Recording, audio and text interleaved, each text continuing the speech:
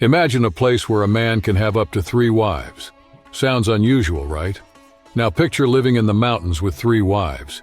It might seem eccentric, but this is a reality in a specific country. We're talking about Bhutan, a small nation in South Asia nestled among the majestic Himalayas. Bhutan borders China to the north and India to the south, east, and west, with Thimphu as its capital. Bhutan is famous for its stunning mountainous landscapes, unique culture, and its commitment to gross national happiness, which prioritizes citizens' well-being over gross domestic product. Additionally, it is considered one of the most isolated countries in the world due to its unique geographical location. To understand how Bhutan achieved such global isolation and the peculiarity of allowing a man to have 3 or more wives, it's essential to explore the country's rich history. The first historical records of Bhutan date back to the 7th century with the arrival of Buddhism, brought by Guru Rinpoche, also known as Padmasambhava. This religion had a profound impact on Bhutanese culture and society. Bhutan became a political entity in the 17th century, under the leadership of Lama Nungawang Namgyal. He unified various local states and implemented a government system based on dzongkhags. These monastic fortresses became the foundation of the country's political and religious system. In the 17th and 18th centuries, Bhutan faced constant conflicts with Tibet, which tried to expand its influence in the region. These conflicts led to dynastic changes and territorial disputes. British intervention in the border disputes between Bhutan and British India culminated in the Treaty of Sinchala in 1865, which established the borders between Bhutan and Bengal. For many years, Bhutan remained isolated from the world, only opening its borders in the 1960s. This isolation was crucial for preserving Bhutanese traditions and culture.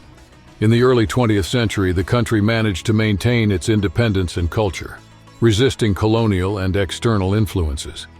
After India gained independence in 1947, Bhutan strengthened its relationship with its neighbor, resulting in the Treaty of Peace and Friendship in 1949.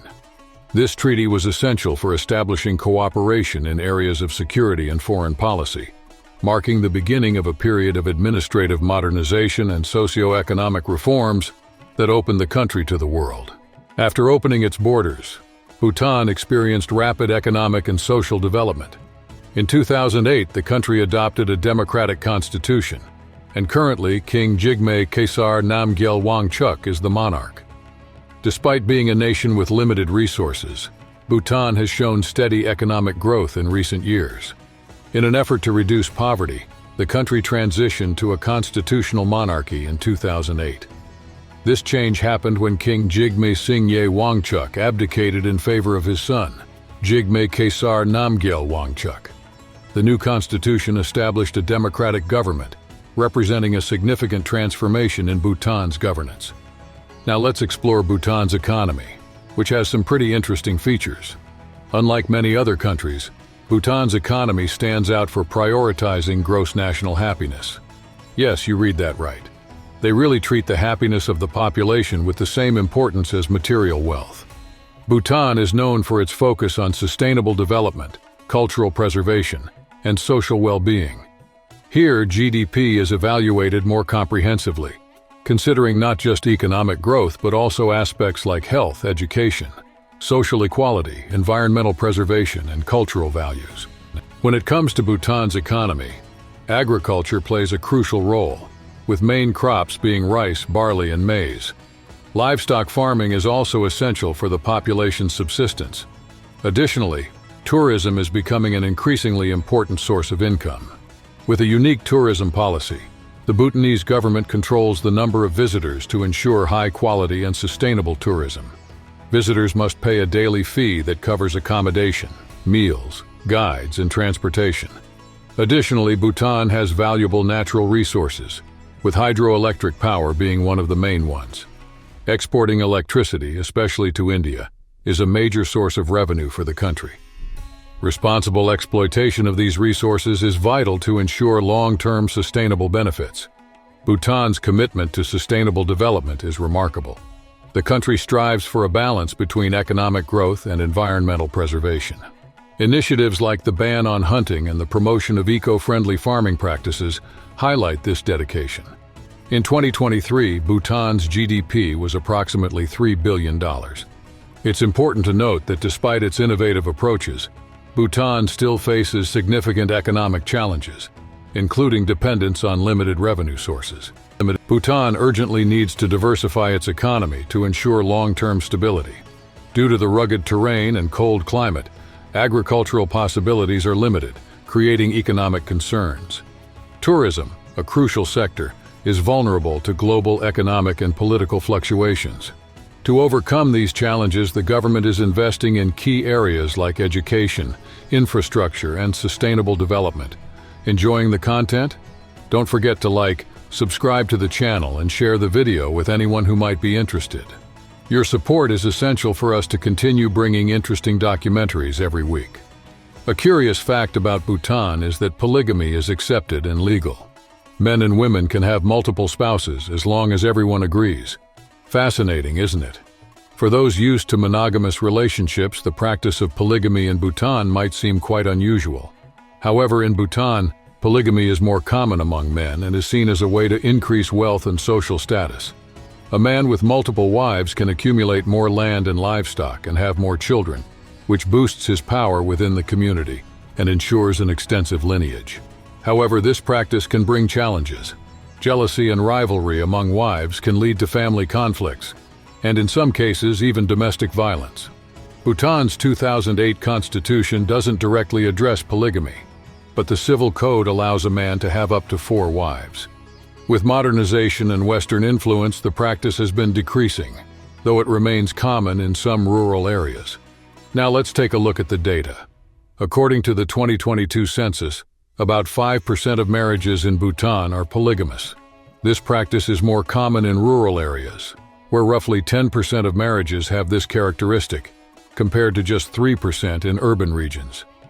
Ever thought about what it would be like to live in Bhutan with 3 wives? Share your thoughts in the comments. Now let's talk about Bhutanese women. They are known for their dark, often black hair and eyes and full lips. Natural beauty and elegance are standout traits of women in Bhutan. They wear traditional clothes that are both vibrant and sophisticated. Additionally, they are admired for their bravery and perseverance. Women play an important role in the home and the community, being central figures in the country's culture. Bhutanese women have a deep pride in their culture and nation. Bhutanese women are the backbone of society in Bhutan. They are strong, resilient, and charming, inspiring women all over the world. They deeply value family and are dedicated to their children, spouses, and parents. Additionally, they love to participate in social and religious events. The role of women in Bhutan is growing more and more. They are becoming more educated, getting involved in politics, and advocating for women's rights. Indeed, Bhutanese women are extraordinary and inspiring. What do you think about them? Leave your comments below. Bhutan is known for its unique and stunning geography. Located in South Asia, it borders China to the north and India to the south, with no access to the sea. The country is dominated by mountainous landscapes, being part of the majestic Himalayas. Bhutan's highest point, Gangkhar Puensum, rises an impressive 7,570 meters above sea level. Bhutan is home to countless monasteries and shrines, with the most famous being Paro Taktsang, also known as Tiger's Nest. This historic monastery, built in 1692, is an impressive example of the country's traditional architecture. It seems to float in the air, perched on a steep cliff over 3,100 meters high in the majestic Himalayas.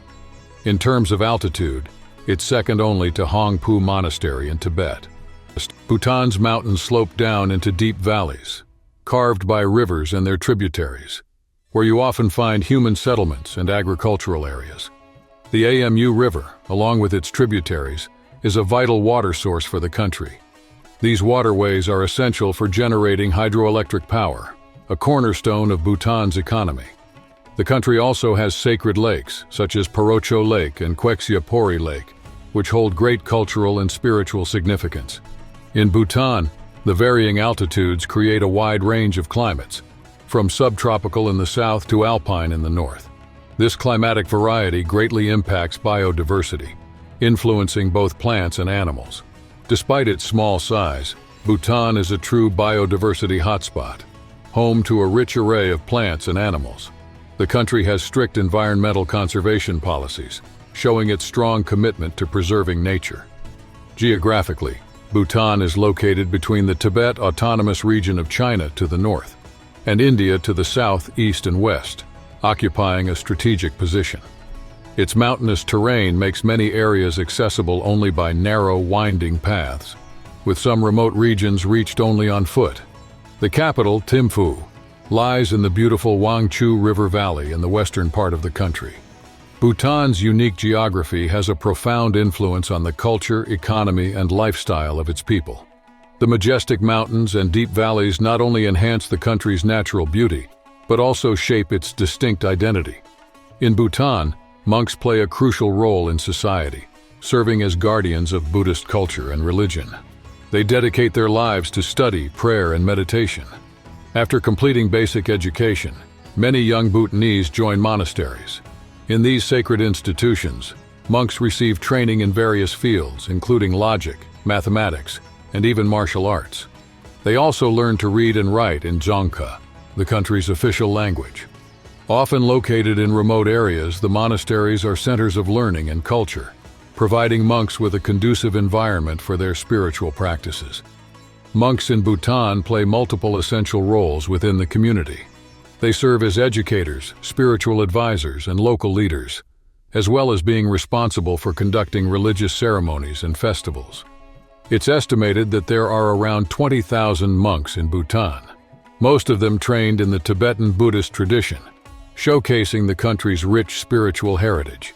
These monks are pillars of Bhutanese cultural identity, providing wisdom and spiritual guidance to the population.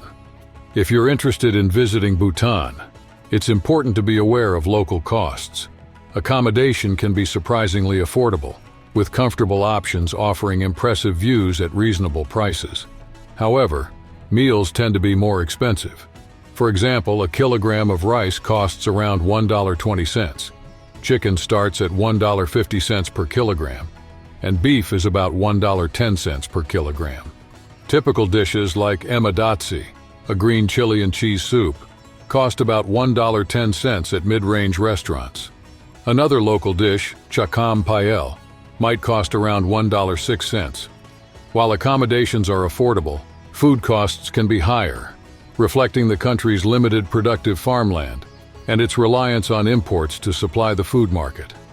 Bhutan is a fascinating country with a rich history and unique culture. Its natural beauty is stunning, with majestic mountains and friendly people. There, you can deeply connect with nature. Have you ever thought about visiting or even living in Bhutan? Do you think you would enjoy everything this country has to offer? Leave your comments below. If you liked the video, don't forget to like, subscribe to the channel, and share it with someone who might be interested. Every week we bring new documentaries like this one. And now check out an interesting video on your screen. See you in the next video.